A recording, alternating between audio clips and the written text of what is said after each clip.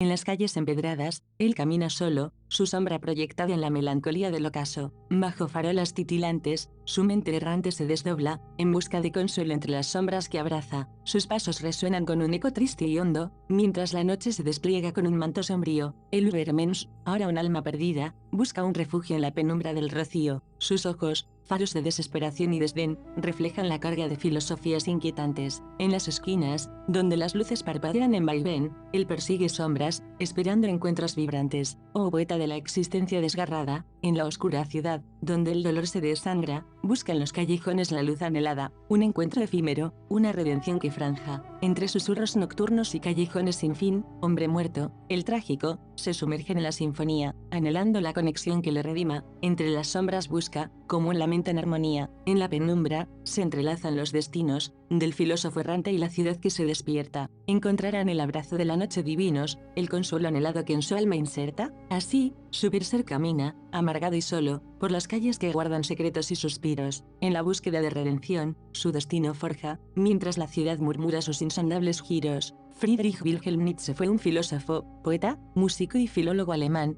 nacido el 15 de octubre de 1844 en Röntgen y fallecido el 25 de agosto de 1900 en Weimar. Nació en un pequeño pueblo de Sajonia-Anhalt, cerca de Leipzig. Su nombre proviene del rey Federico Guillermo IV de Prusia, en cuyo 49º cumpleaños nació. Sus padres fueron Karl Ludwig Nietzsche, pastor luterano y preceptor privado en el ducado alemán de Sajonia-Altenburgo en Turingia, y Franziska Euler. Su hermana Elisabeth Forster Nietzsche nació en 1846, seguida por su hermano Ludwig Joseph en 1848. Tras la muerte de su padre en 1849 y del hermano menor en 1850, la familia se trasladó a Naumburgo, donde vivió con su abuela materna y las hermanas solteras del padre bajo la protección de Bemar Datschel, un magistrado local. Durante este tiempo, el joven Nietzsche asistió a un colegio de niños para luego trasladarse al Instituto del Candidato Weber, una academia privada, donde hizo amigos como Gustav Krug y Wilhelm Pinder, estudiantes pertenecientes a familias acomodadas. Nietzsche abordó diversos temas como el arte, la filología, la música, la historia, la religión, la ciencia y la tragedia. Criticó la cultura, la religión y la filosofía occidental a través de la genealogía de los conceptos, analizando las actitudes morales hacia la vida. Destaca la influencia de Arthur Schopenhauer, alemán también, a quien consideró su maestro, aunque no adoptó de manera dogmática sus ideas y llegó a realizar una crítica radical de su filosofía. Meditó sobre las consecuencias del triunfo del secularismo de la Ilustración, expresando la famosa observación Dios ha muerto, marcando la agenda de muchos intelectuales posteriores. Aunque algunos consideran que la característica definitoria de Nietzsche es su estilo y sutileza más que la temática que abordaba, su obra reorganizó el pensamiento del siglo XX, influyendo en autores como Martin Heidegger, Michel Foucault, Jacques Derrida, Gilles Deleuze, Georges Bataille, Gianni Batrimo y Michel Onfray, entre otros. Nietzsche recibió amplio reconocimiento durante la segunda mitad del siglo XX como una figura significativa en la filosofía contemporánea. Su influencia fue particularmente notoria en los filósofos existencialistas, teóricos críticos, fenomenológicos, postestructuralistas y posmodernos, y en la sociología de Max Weber.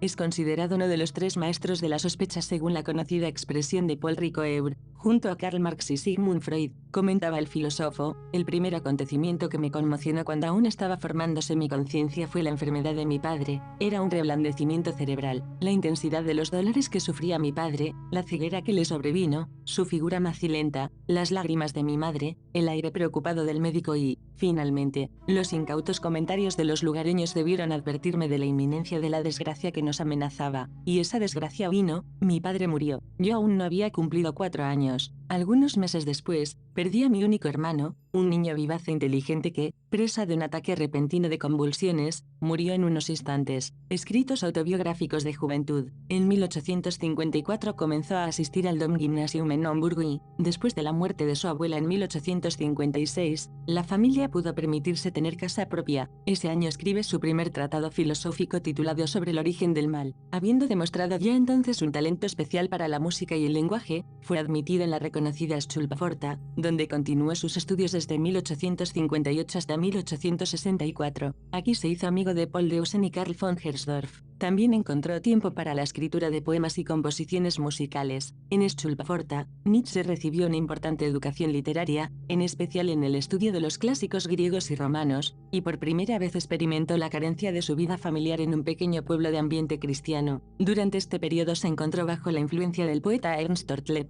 Después de su graduación en 1864, Nietzsche comenzó sus estudios en teología y filología clásica en la Universidad de Bonn. Por un breve periodo fue miembro de la Burschenschaft Franconia junto a Deussen. Para disgusto de su madre, abandonó sus estudios de teología tras un semestre y comenzó los de filología con el profesor Friedrich Wilhelm Ritzel. Al año siguiente siguió al maestro a la Universidad de Leipzig. Allí entablaría una íntima amistad con el estudiante Erwin Roth. Los primeros escritos sobre filología de Nietzsche serían publicados un poco más tarde. En 1865 se familiarizó con la obra de Arthur Schopenhauer. Al año siguiente, leyó Geschichte des Materialismus, Historia del Materialismo, de Friedrich Albert Lange. Ambas experiencias le resultaron muy estimulantes desde el punto de vista filosófico y, en consecuencia, comenzó a adentrarse en esta disciplina, superando su interés por la filología. En 1865, cuando todavía era estudiante, Nietzsche visitó Colonia, donde unos amigos lo llevaron a un prostíbulo. Los detalles, e incluso la posibilidad, de esta visita fueron largamente discutidos, pero ahora se acepta que en esa oportunidad contrajo sífilis. En 1867 realizó un año de servicio militar voluntario con la División de Artillería Prusiana de Naumburgo. En marzo de 1868 sufrió un accidente ecuestre que lo excluyó del servicio militar y le permitió volver a dedicarse al estudio. Ese mismo año conoció a Richard Wagner, personaje fundamental en su desarrollo. Gracias a Ritzel, Nietzsche recibió una oferta extraordinaria de la Universidad de Basilea para ejercer como profesor de filología clásica antes de licenciarse, siendo así el profesor más joven de la universidad. En su trabajo filológico durante esa época cabe reseñar el descubrimiento de que el ritmo y la métrica poética de los antiguos dependía únicamente de la duración de las sílabas a diferencia de la métrica moderna basada en la acentuación. En 1869 la Universidad de Leipzig le concedió el doctorado sin examen ni disertación en mérito a la calidad de sus investigaciones. Inmediatamente la Universidad de Basilea lo nombró profesor de filología clásica y al año siguiente fue ascendido a profesor honorario. Después de trasladarse a Basilea, Nietzsche renunció a su ciudadanía alemana, manteniéndose durante el resto de su vida oficialmente apátrida. Sin embargo, en agosto de 1870 obtuvo un permiso para servir en el bando prusiano durante la Guerra Franco-Prusiana, pero solo como sanitario, ya que la neutral Suiza le impidió reclutarse como combatiente. Su paso por la milicia fue tan solo de un mes, pero vivió múltiples experiencias. Allí fue testigo de los efectos traumáticos de la batalla. Contrajo difteria y disentería, enfermedades que le arruinaron la salud de por vida. De vuelta a Basilea, Nietzsche fue testigo del establecimiento del Imperio Alemán y el auge de Otto von Bismarck, a quien veía con escepticismo. En la universidad pronunció su discurso inaugural sobre la personalidad de Homero. En esta época conoció a Franz Overbeck, un profesor de teología, cuya amistad conservó durante el resto de su vida. El historiador Jacob Burckhardt, a cuyas clases magistrales Nietzsche asistía frecuentemente, se convirtió en otro colega influyente. También durante este periodo leerá la obra del filósofo Max Stirner, cuya influencia será notable en él. Nietzsche había conocido ya a Richard Wagner en Leipzig en 1868, y, algo después, a la esposa de Wagner, Cosima. Admiraba a ambos profundamente y, durante su estancia en Basilea,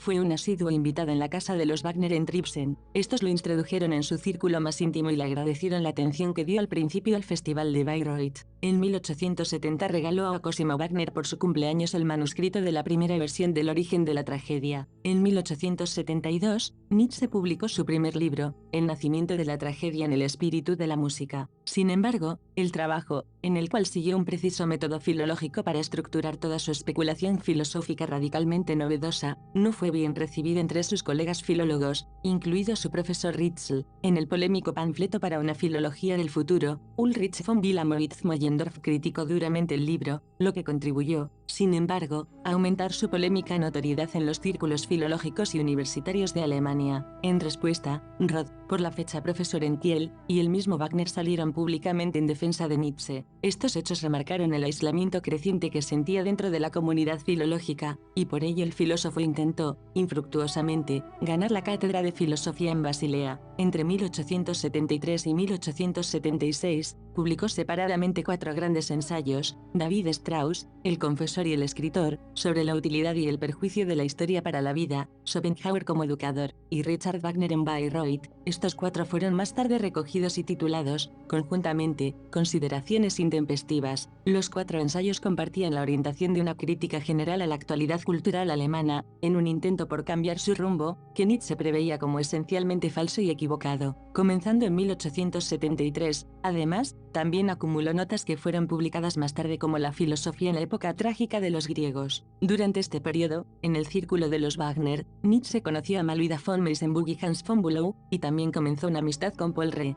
quien después de 1876 le influyó en la atenuación del pesimismo de sus primeros escritos. Sin embargo, debido a su decepción respecto al fenómeno Wagner, y en concreto al Festival de Bayreuth de 1876, donde la banalidad de los actos y la vileza del público le repelieron, fue cada vez más insalvable la distancia del filósofo hacia este mundo. En 1879, después de un declive de salud, se vio forzado a abandonar su puesto como profesor. Desde su juventud, Nietzsche había padecido frecuentes momentos de debilidad generalizada, con épocas de carencia visual que rozaba la ceguera, fuertes migrañas y violentos ataques estomacales. Estas condiciones persistentes se agravaron quizá con su accidente a caballo en 1868 y las enfermedades de 1870, y continuaron afectándole durante sus años en Basilea, forzándole a tomar vacaciones cada vez más largas, hasta que le fue prácticamente imposible retomar el trabajo. Con la publicación de Humano, demasiado humano en 1878, un libro de aforismos sobre múltiples temas, desde la metafísica hasta la moralidad y de la religión al sexo. La distancia de Nietzsche respecto a la filosofía de Wagner y Schopenhauer fue evidente. También su amistad con Deussen y Roth se enfrió. Durante sus primeros años en Basilea se cocinó la ambivalente amistad de Nietzsche con Wagner, y aprovechó toda oportunidad para visitar a Richard y a su esposa Cosima. Nietzsche apreciaba a Wagner como un brillante apóstol catedrático, pero la explotación de motivos artísticos cristianos cada vez más acentuada, junto con su chauvinismo y antisemitismo excederían lo que Nietzsche podría soportar. La composición de Parsifal, que Wagner concebiría más como un auto litúrgico para el Viernes Santo que como una ópera, ofendió profundamente la sensibilidad de Nietzsche. Aunque la gigantesca obra no sería estrenada hasta 1882, ya en 1878 la brecha entre los dos sería ineludible y definitiva. Conducido por su enfermedad a encontrar climas más templados, Nietzsche viajó frecuentemente y vivió hasta 1889 como un autor independiente en diferentes ciudades. Estuvo muchos veranos en Sils Maria, cerca de St. Moritz, en la Engadina, extremo este de Suiza, y muchos otoños en las ciudades italianas de Génova, Rapallo y Turín, y la ciudad francesa de Niza. Ocasionalmente volvía a Naumburgo a visitar a su familia, y especialmente durante este periodo, él y su hermana tuvieron repetidos episodios de conflicto y reconciliación. Vivía de su pensión de profesor retirado de la Universidad de Basilea, pero también recibía ayuda de amigos. Un antiguo estudiante suyo, Peter Gast, seudónimo de Johann Heinrich Koselitz, llegó a ser su secretario privado. Hasta el final de su vida, Gast y Overbeck se mantuvieron como amigos en los que confiar. Maluida von Meysenbug mantuvo una conducta maternal incluso fuera del círculo de Wagner. Pronto Nietzsche contactó con el crítico musical Karl Fuchs. Nietzsche se encontraba en el principio de su mayor periodo productivo. A partir de Humano, demasiado humano en 1878,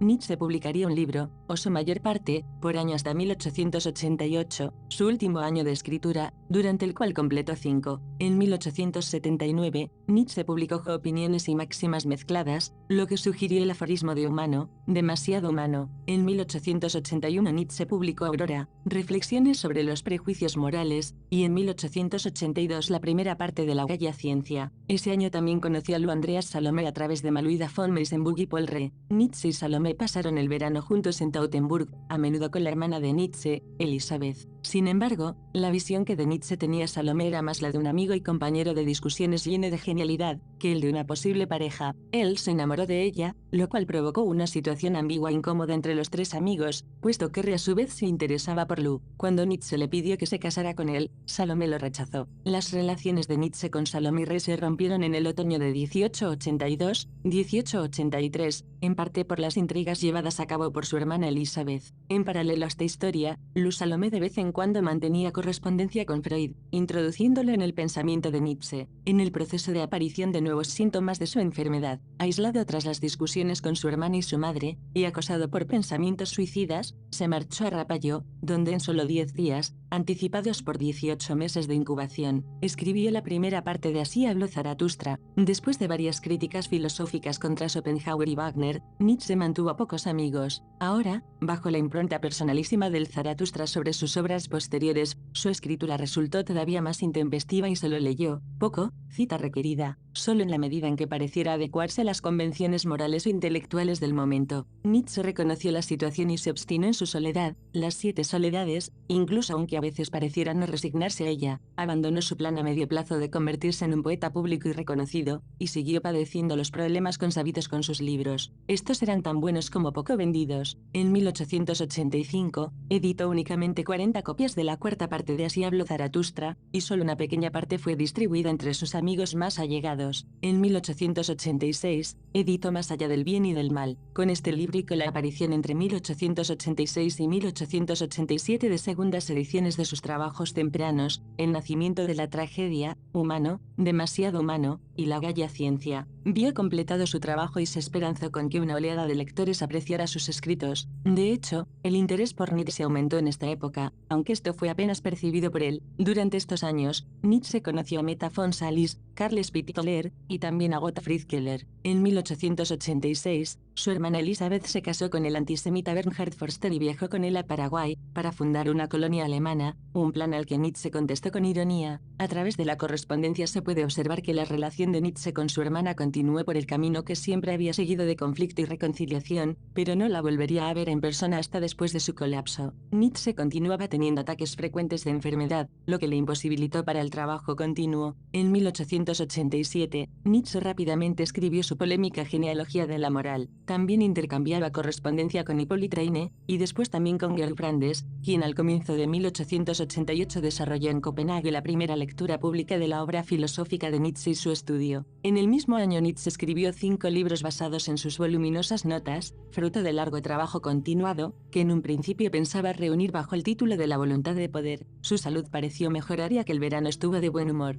pero hacia finales de 1888, sus escritos y cartas empezaron a revelar una sobreestimación patológica de su estatus y destino. Sobrevaloraba la respuesta creciente a sus escritos, sobre todo por la reciente polémica respecto a el caso Wagner. Hay que tener en cuenta que en 1867, Nietzsche fue tratado por una infección sifilítica que finalmente desembocó en la crisis mental de enero de 1889, fin efectivo de la vida de Nietzsche aunque viviría, en silencio y perdido en sí mismo, hasta 1900. La sífilis era una enfermedad mortal y estigmatizante, y cuando leemos a Nietzsche, especialmente su obra tardía, como Ecce Homo el Anticristo, deberíamos tener bien presente el hecho de su enfermedad. De octubre a noviembre de 1888, Nietzsche trabaja en la obra Ecce Homo, cómo se llega a ser lo que se es, que no verá la luz hasta el año 1908 en una versión en la que el capítulo ¿Por qué soy tan sabio? No aparece, siendo sustituido por otro capítulo escrito anteriormente que el propio autor descartó. El 3 de enero de 1889 Nietzsche sufrió un colapso mental. Ese día fue detenido tras, al parecer, haber provocado algún tipo de desorden público, por las calles de Turín. Lo que pasó exactamente es desconocido. La versión más extendida sobre lo sucedido dice que Nietzsche caminaba por la Piazza Carlo Alberto, cuando un repentino alboroto que causó un cochero al castigar a su caballo llamó su atención. Nietzsche corrió hacia él y lanzó sus brazos rodeando el cuello del caballo para protegerlo, desvaneciéndose acto seguido contra el suelo. En los días siguientes, escribió breves cartas para algunos amigos, incluidos Cosimo Wagner y Jacob Burckhardt, en las que mostraba signos de demencia y megalomanía. A su colega Burckhardt escribió: "He tenido caipas puestos". Además, el año pasado fui crucificado por los doctores alemanes de una manera muy drástica. Wilhelm, Bismarck, y todos los antisemitas abolidos. El 6 de enero de 1889, Burckhardt mostró la carta a Overbeck. El siguiente día Overbeck recibió una carta reveladora semejante, y decidió que Nietzsche debería volver a Basilea. Overbeck viajó a Turín y trajo a Nietzsche a una clínica psiquiátrica en Basilea. Por ese tiempo, Nietzsche estaba enteramente sumergido en la locura, y su madre Francisca decidió en llevarlo a una clínica en Jena bajo la dirección de Otto Binswanger. Desde noviembre de 1889 a febrero de 1890, Julius Langren intentó curar a Nietzsche, sentenciando que los métodos del doctor eran ineficaces para curar su enfermedad. Langren asumió más y más control sobre Nietzsche. En marzo de 1890, Francisca sacó a Nietzsche de la clínica, y en mayo de 1890 lo llevó a su casa en Naumburgo.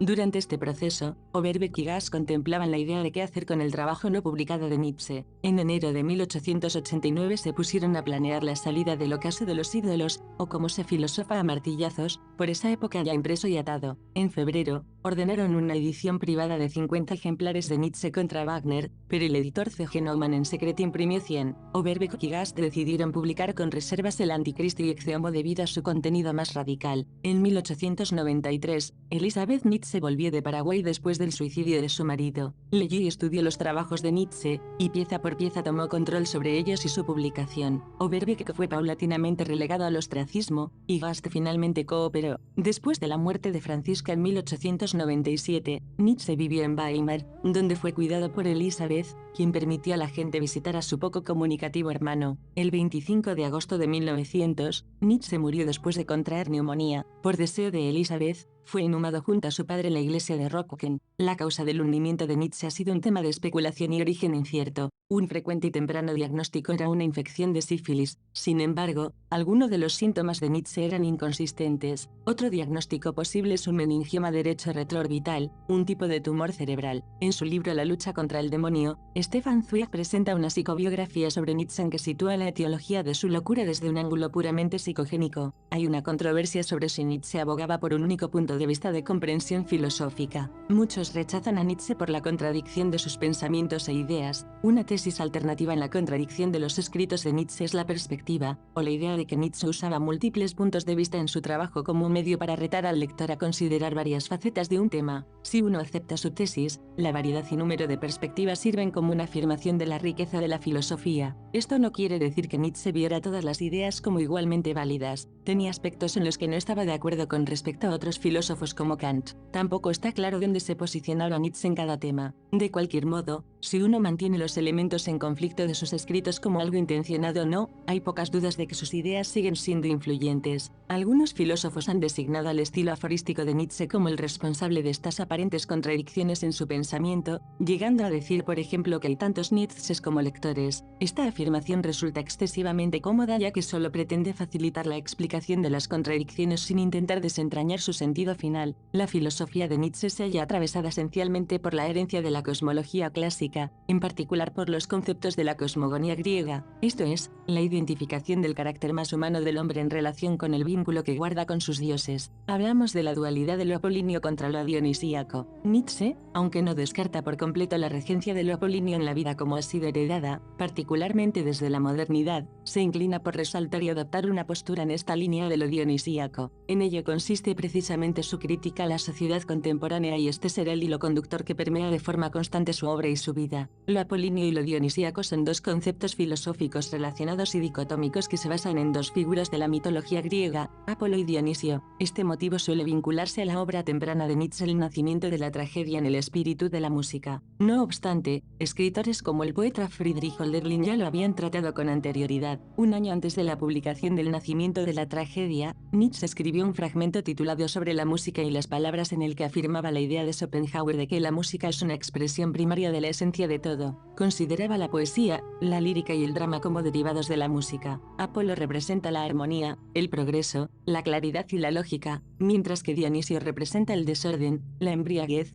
la emoción y el éxtasis. Para Nietzsche son dos ideas contrapuestas y dos pilares de la cultura griega. También se entienden como dos estados cognitivos que se representan en el arte o como dos fuerzas de la naturaleza humana, nihilismo y muerte de Dios. Según Nietzsche, desde Parménides y, sobre todo, a partir del idealismo platónico, la filosofía occidental adopta un esquema negador del mundo que culminará en las concepciones cristianas. Esto ha llevado a una visión dualista de las cosas, experiencia física contra realidad espiritual, con una primacía de esta última como la única verdadera, con valor positivo y situada en un más allá. Así, el pensador alemán ve en la metafísica y la religión una reacción de fuga ante la vida concreta, de creación de refugios imaginarios. Nace así un primer nihilismo implícito bajo la máscara positiva de una revelación, de una fe, reduciendo la realidad sensible a una cuasi nada, apariencias. Sería preciso, pues, comenzar por emprender una labor crítica hermenéutica, genealógica para desenmascarar ese nihilismo. A su vez, los avances científicos y la desmitificación de la realidad que culminan en la Europa del siglo XIX agudizan el proceso y ponen de manifiesto el peligro de un vacío de sentido para el hombre moderno o su recaída en nuevas ideologías negadoras de la vida. Para Nietzsche, por tanto, la sociedad occidental se encuentra en vías de caer en un profundo nihilismo que ha de superar si no quiere ver su fin. El nihilismo, que tiene tiene distintas formas, es un advenimiento de unas repetidas frustraciones en la búsqueda de significado, o más precisamente, la desvalorización de los valores supremos. El nihilismo en Nietzsche se refiere al proceso histórico que surge en el reconocimiento de un valor sumo y termina en la asunción o reconocimiento de múltiples cosas valorables, al volverse inoperante lo que antes se mostraba como lo supremo. El nihilismo acontece en nuestro tiempo como manifestación de la ausencia de una medida única y, al mismo tiempo, como la proliferación de múltiples medidas que, en cada caso, pueden aparecer como válidas. Nietzsche ve en el despliegue del nihilismo toda fundación de cultura europea, la que surge como destino necesario de este proceso. La visión religiosa del mundo había sufrido ya un gran número de cambios por perspectivas contrarias, cayendo en el escepticismo filosófico, y en las teorías científicas evolucionistas y heliocéntricas modernas, lo que no hace más que confirmar la desvalorización de los valores supremos. A lo ya señalado,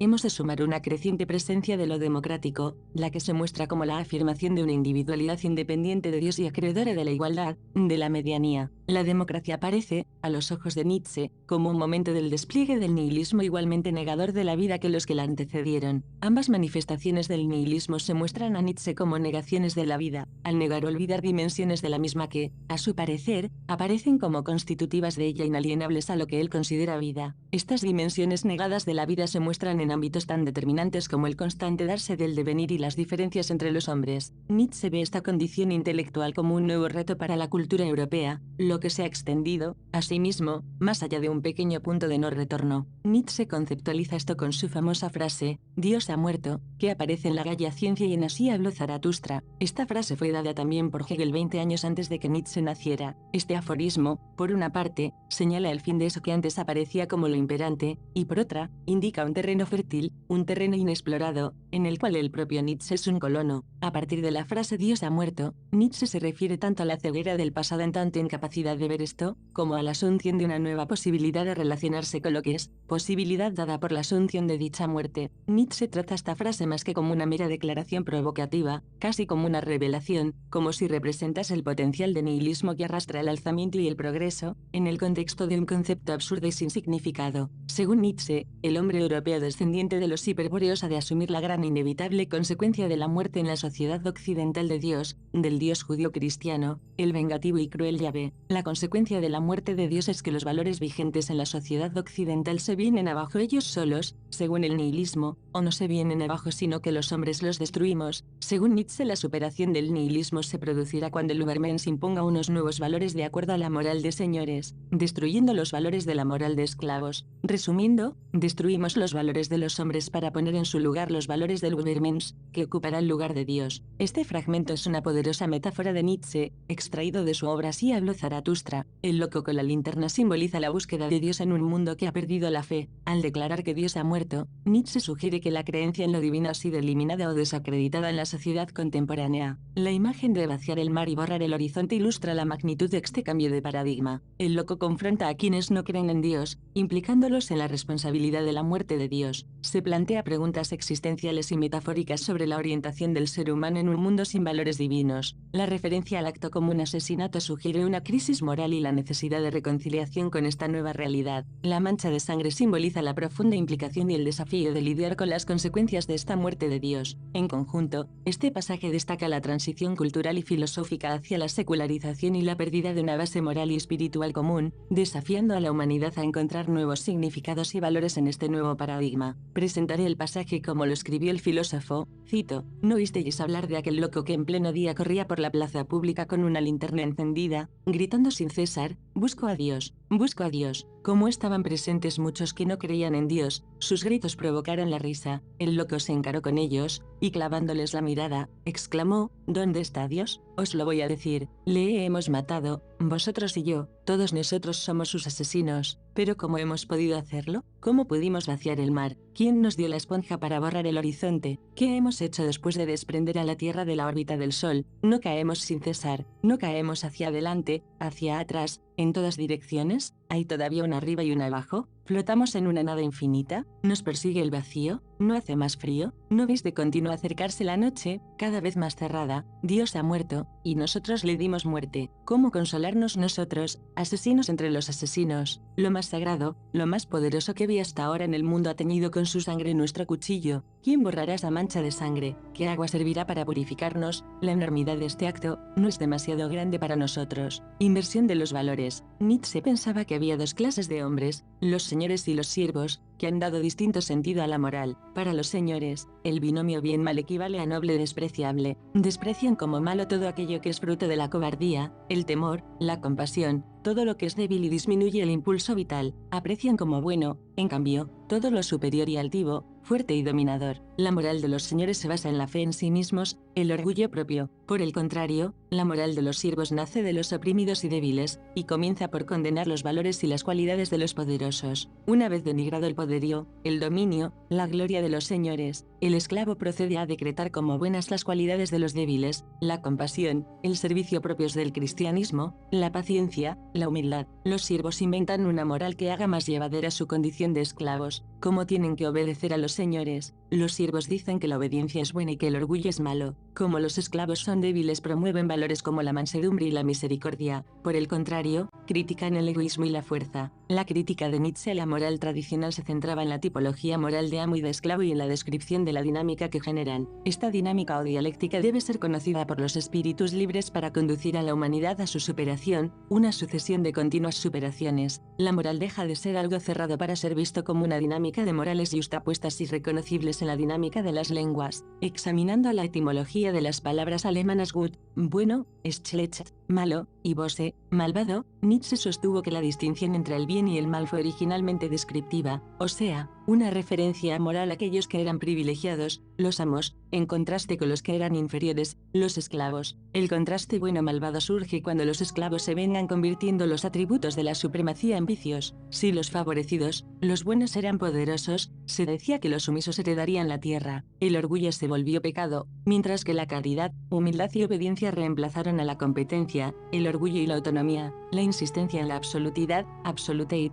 es esencial tanto en la ética religiosa como filosófica y fue clave para el triunfo de la moral de esclavo mediante la presunción de ser la única moral verdadera. El fragmento que proporcionaste pertenece a la obra Más allá del bien y del mal de Friedrich Nietzsche, específicamente el 195. En este pasaje, Nietzsche critica lo que él ve como una inversión de valores realizada por el pueblo judío. Afirma que han transformado el significado de ciertas palabras y han desafiado las nociones tradicionales de moralidad. Se refiere a cómo, según su perspectiva, los judíos han influenciado en la percepción de conceptos como rico, ateo, malvado, violento y sensual, al tiempo que han dado un nuevo significado negativo a la palabra mundo. Nietzsche sostiene que esta inversión de valores marca el inicio de la rebelión de los esclavos en la moral. Es importante destacar que las ideas de Nietzsche han sido objeto de controversia y debate, y este pasaje refleja su crítica particular hacia la moralidad tradicional y su interpretación de la historia. Cito el texto: los judíos, un pueblo nacido para la esclavitud, como dicen Tácito y todo el mundo antiguo, el pueblo elegido entre los pueblos, como dicen y creen ellos mismos, han llevado a efecto aquel prodigio de inversión de los valores gracias al cual la vida en la tierra ha adquirido,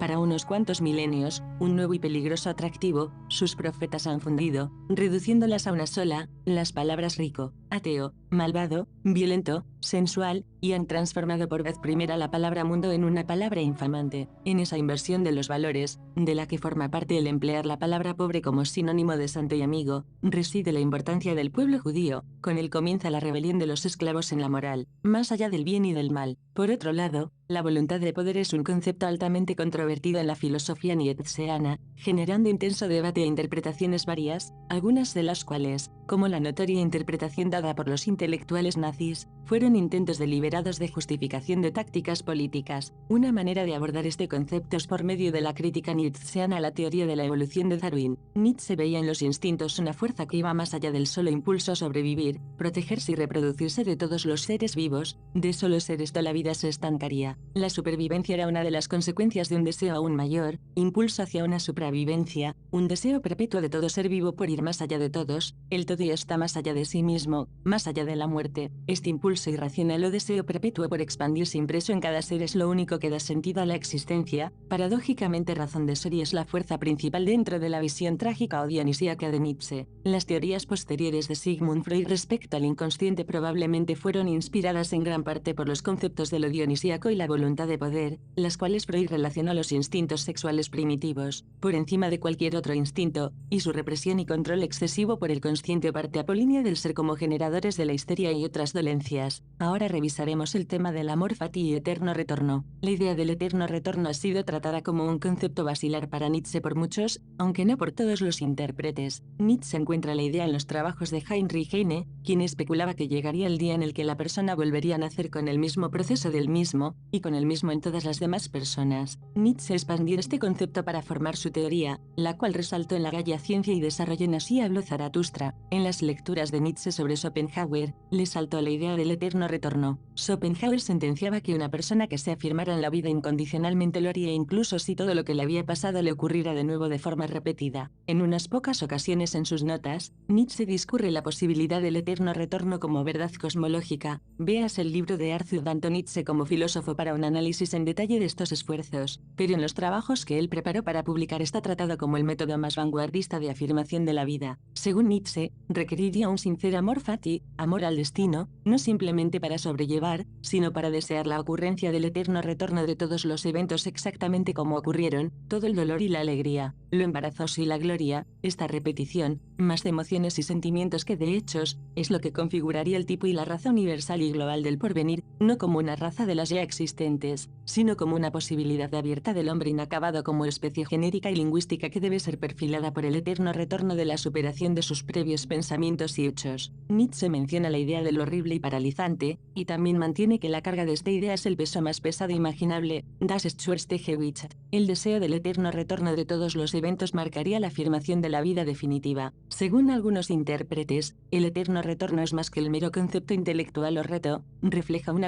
o característica psicológica que ocupa la estimulación consciente etérea, una transformación de conciencia conocida como metanoia. Alexander Nehamas escribió en Nietzsche, Vida como literatura, que hay tres maneras de ver el eterno retorno. A. Mi vida volverá del mismo modo. Esto es una aproximación fatalista a la idea. B. Mi vida puede ocurrir del mismo modo. Esta segunda visión es una aserción condicional de cosmología, pero falla al captar lo que Nietzsche se refiere en la Gaia Ciencia. C. Es mi vida por reocurrir. Entonces podría reocurrir solo en idéntico modo. Nehamas muestra que esta interpretación es totalmente independiente de la física y no presupone la verdad de la cosmología. La interpretación de Nehamas es que los individuos se constituyen ellos mismos a través de las acciones y la única manera de mantenerse a ellos mismos como son es vivir en una reocurrencia de acciones pasadas. El eterno retorno cumple pues dos funciones en la filosofía de Nietzsche. La primera es remarcar el amor a la vida. Los cristianos postulan un paraíso, Platón, el mundo de las ideas. Nietzsche dice que después está otra vez la tierra, el mundo, porque no hay nada más. Por otro lado cumple una función ética. Quien acepta el eterno retorno, se previene y acepta sus actos. Con el dolor que puedan contraer, con el placer que puedan conllevar, no hay lugar para el arrepentimiento. Extrapolando ideas del darwinismo, Nietzsche considera que el ser humano, Mensch, es un ser incompleto, pues todo animal da lugar a algo superior. Es un puente entre el simio y el Übermensch, término que ha sido traducido con frecuencia, aunque no con excesiva fortuna, como superhombre o suprahombre, existiendo autores que prefieren su traducción como ultrahombre. El hombre es, por tanto, algo que debe ser saltado, superado. El Übermensch es aquel ser que tiene una moral de nobles, es un noble, y acepta la voluntad de poder, es un hombre legislador. Él crea sus propias normas, morales y de todo tipo. Además, es un hombre que somete las cosas a su voluntad, es un hombre vital, ama la vida y este mundo. Además, es un ser que acepta el eterno retorno, pues cuando toma una decisión realmente la quiere tomar, y no se arrepiente de sus actos. Sabe que la vida es en parte dolor y en parte placer, pero no reniega de ello. Desarrollando la idea del nihilismo, Nietzsche escribió Así habló Zaratustra, introduciendo en él el concepto del primer hombre creador de valores, no como un proyecto, sino como un antiproyecto, la ausencia de proyecto alguno. En dicho libro, Zaratustra se refiere a las 3 transformaciones del espíritu, el que se transforma figurada y sucesivamente en camello, león y finalmente niño. Este estado moral y de creación de nuevos valores puede interpretarse como el inicio del camino hacia el ideal del Übermensch. Inocencia es el niño, y olvido, un nuevo comienzo, un juego, una rueda que se mueve por sí misma, un primer movimiento, un santo decir sí, sí, hermanos míos. Para el juego del crear se precisa un santo decir sí, el espíritu quiere ahora su voluntad, el retirado del mundo conquista ahora su mundo. Hay controversia sobre qué o a quién consideraba Nietzsche como Übermensch. No solo hay cierta base para pensar que Nietzsche era escéptico sobre la identidad individual y la noción de sujeto, sino que habría un ejemplo concreto del ultrahombre como algo nuclear. Las interpretaciones modernas de Nietzsche, especialmente después del trabajo de Walter Kaufmann, sugieren que la visión de Nietzsche sobre el Übermensch está más en línea con el concepto de hombre renacentista, como Goethe o Da Vinci. Normalmente se traduce como superhombre. Sin embargo, esta traducción es errónea ya que el prefijo alemán über significa superior como adjetivo, o sobre como el over inglés. Además, Mensch significa humano, persona, esto es, hombre en términos de especie, y no de sexo. En castellano puede dar lugar a equívocos si se lo lee con mala intención. Por lo tanto, la traducción más correcta al castellano sería suprahumano o sobrehumano, pero en el uso más convencional sería suprahombre, o bien, ultrahombre, tal como el filósofo Battimo ha sugerido. Siempre debe recordarse que el concepto se contrapone a cualquier término sexista y al del último hombre, el que presenciara el gran mediodía que representa el último paso de superación del hombre moral y septentrional, y la etapa final del nihilismo. Es en este sentido en que debe entenderse al superhombre como uno de los objetivos nietzscheanos, y no como una calidad a la que se pueda acceder,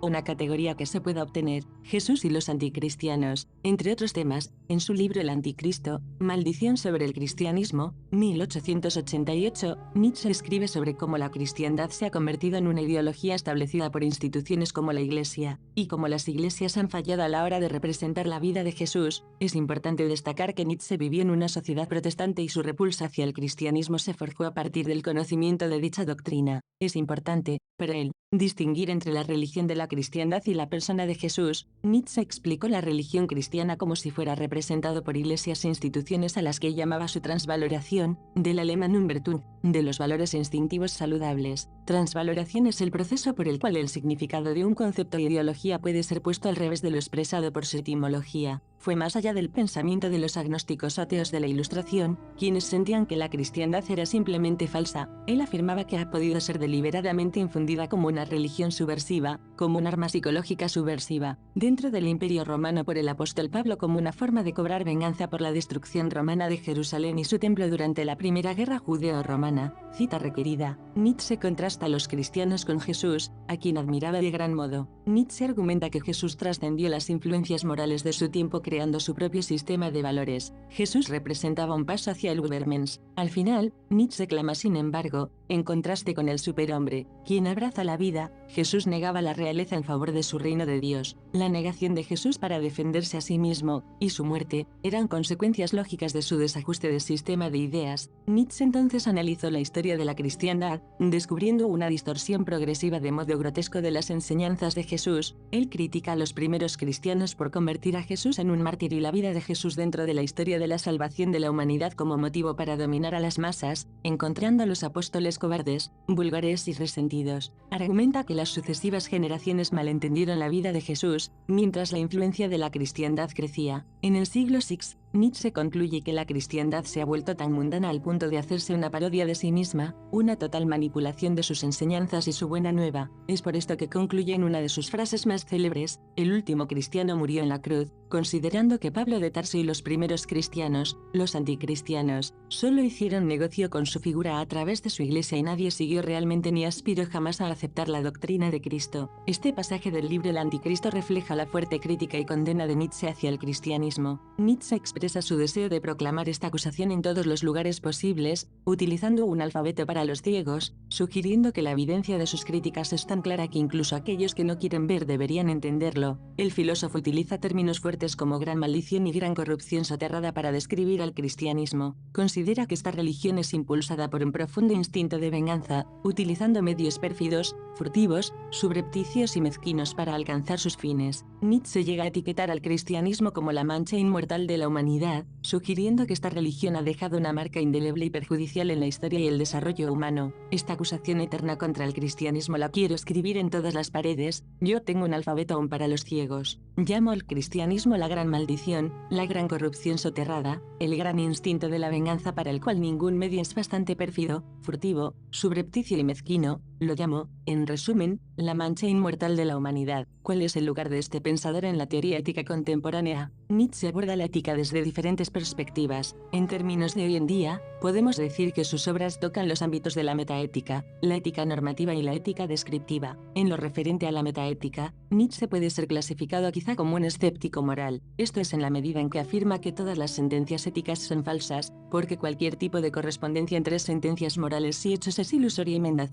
Esta afirmación forma parte de aquella otra más general según la cual no existe una verdad universal, pues ninguna corresponde a la realidad más que de una forma aparente. En realidad, las afirmaciones éticas, como todas las afirmaciones, son meras interpretaciones como mínimo siempre parciales sobrepuestas a la realidad, fundamentalmente ininterpretable. A veces, Nietzsche parece tener opiniones muy definidas de lo que es moral e inmoral. Hay que notar, no obstante, que las opiniones morales de Nietzsche se pueden explicar sin atribuirle la afirmación de que son ciertas. Según Nietzsche, no necesitamos descartar una afirmación simplemente porque sea falsa. Al contrario, a menudo afirma que la falsedad es esencial para la vida. Curiosamente, en sus discusiones figuradas con Wagner en el caso Wagner menciona la mentira deshonesta, como opuesta a la mentira honesta. Posteriormente menciona a Platón como referente sobre esta última. Esto debería dar una idea de los múltiples niveles interpretativos de su obra, a menudo aparentemente paradójicos si no se toman las debidas cautelas hermenéuticas. En la disyuntiva entre ética normativa y ética descriptiva, Nietzsche distingue entre la moral de señor y la moral de esclavo, aunque reconoce que es muy difícil encontrar un ejemplo real de alguien que mantenga una u otra moral pura sin algún tipo de justaposición. De hecho, era consciente de estar haciendo historia al vislumbrar genealógicamente esta distinción. Las presenta, a lo largo de la historia y actualmente en tanto que pulsiones humanas atemporales, una en contraste de la otra. Algunos de estos contrastes de una moral frente a la otra son: interpretación de lo bueno y lo malo en oposición a la interpretación de lo bondadoso y lo malvado moral de la aristocracia frente a la moral del rebaño, de los esclavos, los oprimidos, los rencorosos por constitución, determinación de valores independientemente de fundamentos predeterminados, naturaleza, por oposición a valores establecidos sobre fundamentos determinados previamente y no discutidos, dogma. Estas ideas fueron elaboradas en su libro La genealogía de la moral, en el cual además introdujo el concepto clave del resentimiento como base de la moral del esclavo. También es conocido por su frase Dios ha muerto, aunque popularmente se cree que es de Nietzsche de quien procede esta frase, expuesta en boca de un personaje, un hombre loco, en la Galla Ciencia, que más adelante fue repetida por el Zaratustra de Nietzsche. Estas frases malinterpretadas no proclaman una muerte física, sino un final natural a la creencia de Dios. Está altamente malentendido como una declaración de regocijo, cuando es descrito como un lamento trágico por el personaje de Zaratustra. Dios ha muerto es más una observación que una declaración. Nietzsche no dio argumentos para el ateísmo, sino meramente observó que, para todos los efectos prácticos, sus contemporáneos vivían como si Dios estuviera muerto. Nietzsche creía que esta muerte minaba los fundamentos de la moral y que acabaría por desembocar en el más completo nihilismo y relativismo moral. Para evitar esto, él creía en la reevaluación de los fundamentos de la moral para comprender mejor los motivos y orígenes subyacentes de los primeros. De esta manera los individuos podrían decidir por sí mismos si un valor moral es obsoleto o está desviado por imposiciones culturales o quieran realmente tomar ese valor como cierto. Para el filósofo francés Michel Onfray, el principal logro de Nietzsche viene tras pensar después de su obra, esto es, según sus propias palabras, ser nietzscheano implica pensar a partir de él. Seguir a Nietzsche no tendría nada que ver con seguir las tesis mayores del filósofo ni cambiarse por Nietzsche. La labor de Nietzsche habría sido construir una obra para apoyarse en ella como quien se apoya en una formidable palanca para mover las montañas filosóficas. Otro tema importante es la postura política. Bien es fácil ver un aire político en los escritos de Nietzsche. Su trabajo no fue de ningún modo pensado para promocionar ideas políticas como en Aristóteles o en Platón. El pensamiento de Nietzsche propone significativas ideas sobre el concepto de poder, Estado, individuo, voluntad y libertad. La influencia que Nietzsche ejerció sobre la política de la nueva derecha en Francia fue realmente extensa. Afirmó que el poder de un sistema es signo de falta de integridad, no propuso un sistema de gobierno específico como solución, y nunca se vinculó a sí mismo con movimientos de masas, organizaciones sociales o partidos políticos. En este sentido, Nietzsche casi podría ser llamado un pensador antipolítico. Walter Kaufmann enfatiza la visión de que el poderoso individualismo expresado en sus escritos sería desastroso si se practicara en las bases reales de los políticos.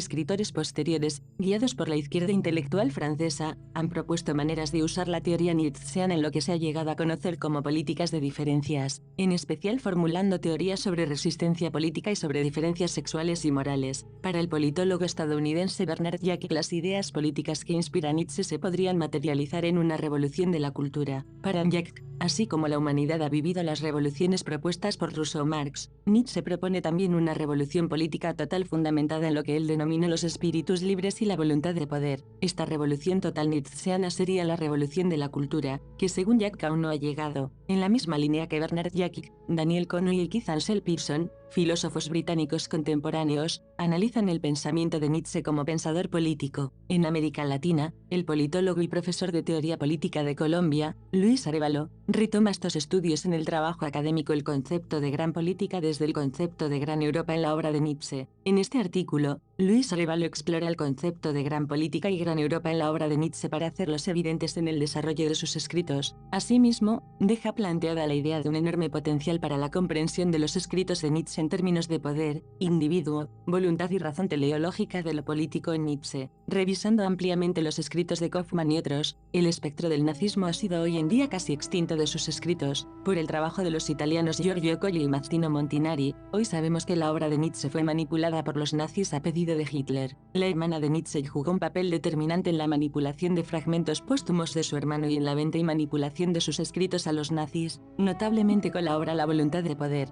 que es un compendio de fragmentos póstumos. Esta manipulación llegó a tal punto que Montinari publicará el libro La voluntad de poder no existe. Nietzsche a menudo se refería como el rebaño a los participantes de los movimientos de masas que comparten una psicología común de la masa. Valoraba el individualismo y el lenguaje como obra común que nos construye, pero consideraba sus obras como regalos a la humanidad. Despreciaba al Estado moderno. También habló negativamente de demócratas y socialistas y dejó claro que solo ciertos individuos podían romper la moral del rebaño. Pero son sus propias palabras las que deberían alejar cualquier sospecha de simpatía con el nazismo. Cito: "Nosotros no amamos a la humanidad, pero también estamos muy lejos de serlo bastante alemanes, en el sentido en que hoy se emplea la palabra, para convertirnos en voceros del nacionalismo y de los odios de razas, para regocijarnos con las aversiones y el modo de hacerse mala sangre los pueblos. ¿A qué se debe que en Europa se atrincheren unos contra otros cual si quisieran separarse con cuarentenas? Nosotros, los sin patria, somos demasiado variados, demasiado mezclados de razas y de origen para ser hombres modernos, y por consiguiente, nos sentimos muy poco inclinados a participar en esa mentida admiración de sí mismas que hoy practican las razas y en ese descaro con que hoy se ostenta en Alemania, a modo de escarapela, el fanatismo germánico, la vaya ciencia". En este pasaje, Nietzsche expresa su distanciamiento tanto del nacionalismo como de los odios basados en razas. Se refiere a sí mismo y a quienes comparten su perspectiva como los sin patria, destacando su diversidad y mezcla de razas y orígenes. Nietzsche critica la tendencia de las naciones en Europa a atrincherarse y separarse unas de otras con actitudes hostiles.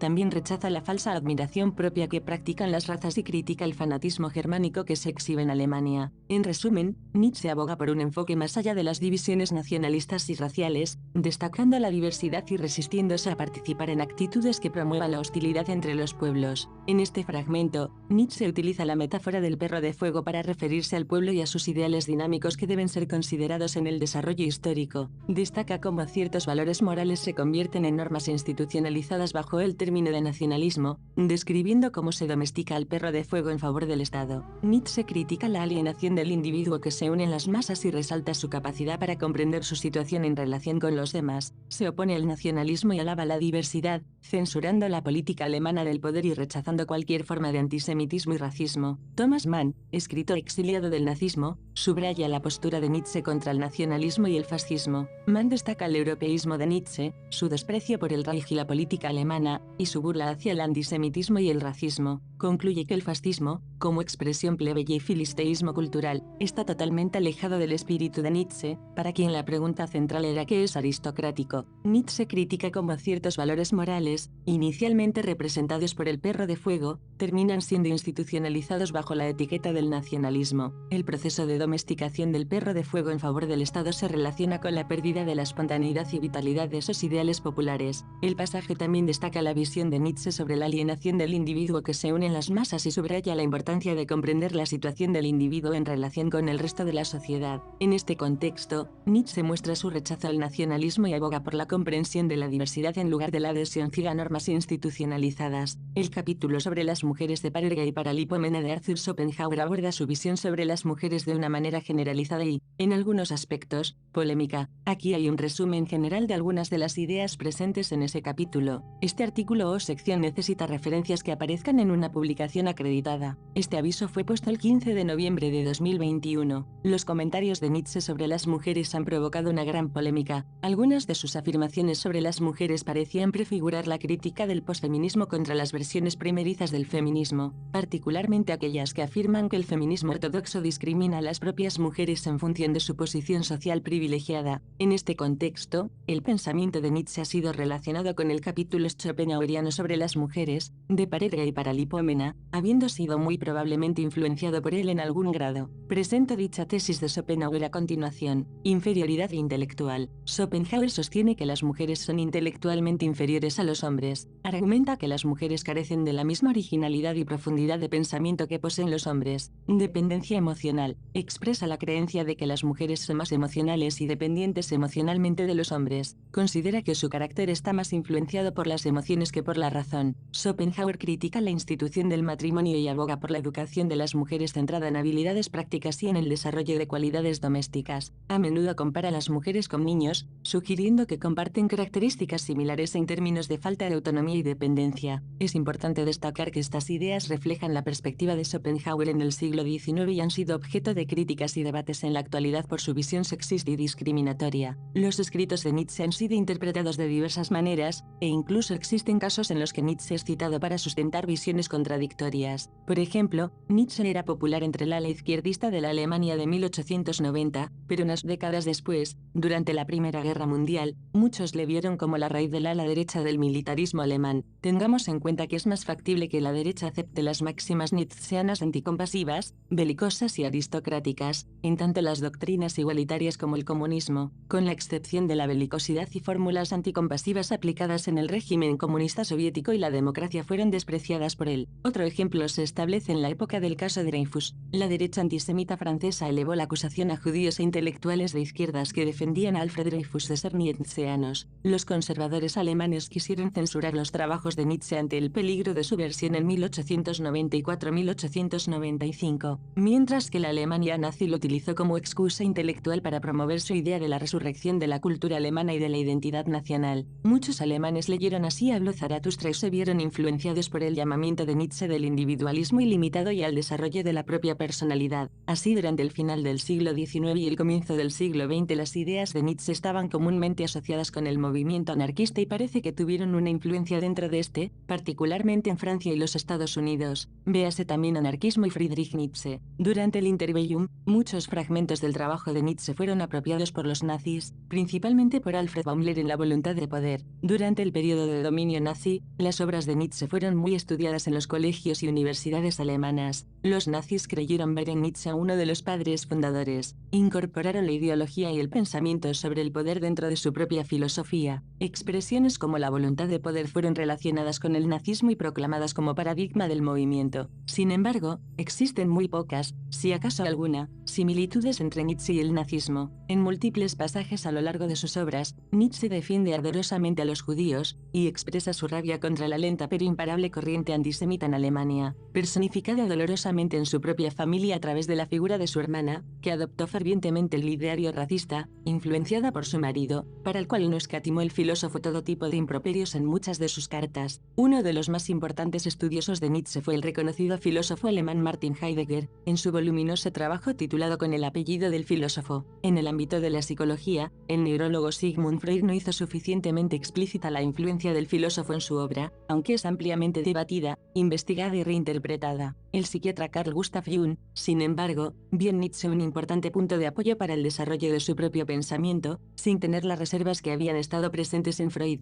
Ello se tradujo en que no tuvo problemas en hacer patente el vínculo de sus conceptos con la filosofía de Nietzsche. Las referencias a Nietzsche esta vez se hicieron frecuentes. Es más, Jung organizó un extenso seminario para estudiar una de las obras más importantes del filósofo, el Zaratustra de Nietzsche. Dentro de los estudios clásicos, su obra El nacimiento de la tragedia ejerció una influencia decisiva sobre la la mitógrafa y feminista británica Jane Ellen Harrison, quien se autodefinió como discípula de Nietzsche. Para el filósofo alemán Peter Sloterdijk, Nietzsche ha sido el formulador magistral de aquellas verdades con las que no se puede convivir pero cuya ignorancia sería contraria a la honradez intelectual. La influencia de Friedrich Nietzsche en la filosofía moderna y en la obra de numerosos artistas ha sido significativa y perdura hasta el día de hoy. Su pensamiento provocador y sus conceptos filosóficos han servido como fuente de inspiración para cientos de pensadores, escritores, artistas y académicos en diversas disciplinas. Algunos de los aspectos en los que Nietzsche ha dejado su huella son: filosofía existencialista. Nietzsche es considerado un precursor importante del existencialismo. Sus ideas sobre la libertad individual, la creación de significado propio y la crítica a las estructuras morales tradicionales han influido en filósofos como Jean-Paul Sartre y Albert Camus. Aunque no directamente vinculado, el psicoanalista Sigmund Freud fue influenciado de alguna manera por las ideas de Nietzsche. Ambos exploraron aspectos de la psique humana y la influencia de la moral en el comportamiento. Nietzsche es considerado un precursor del pensamiento postmoderno. Su crítica a las verdades universales y su enfoque en la perspectiva individual han resonado en pensadores postmodernos como Michel Foucault y Jacques Derrida. Numerosos escritores y artistas han encontrado inspiración en las obras de Nietzsche. Su estilo literario único, sus metáforas potentes y su exploración de temas existenciales han influido en autores como Hermann Hesse, Thomas Mann y Albert Camus. La conexión entre Nietzsche y la música es particularmente notable. Su hermana, Elisabeth Förster Nietzsche, era cercana a Richard Wagner. Aunque Nietzsche luego rompió con Wagner, la música wagneriana y sus conceptos artísticos influyeron en Nietzsche. Además, su figura de Übermensch inspiró a artistas como Richard Strauss. La diversidad y la profundidad de las contribuciones de Nietzsche han resonado en una amplia gama de disciplinas, ayudando a moldear el pensamiento y la creatividad de muchos durante más de un siglo. La vida de Friedrich Nietzsche fue marcada por la búsqueda apasionada de la verdad, la confrontación con las convenciones morales y religiosas de su tiempo, y la creación de ideas filosóficas que desafiaron y provocaron a generaciones posteriores. Su legado es complejo y ha sido interpretado de diversas maneras a lo largo del tiempo. Nietzsche se sumergió en las profundidades del pensamiento, explorando la moralidad,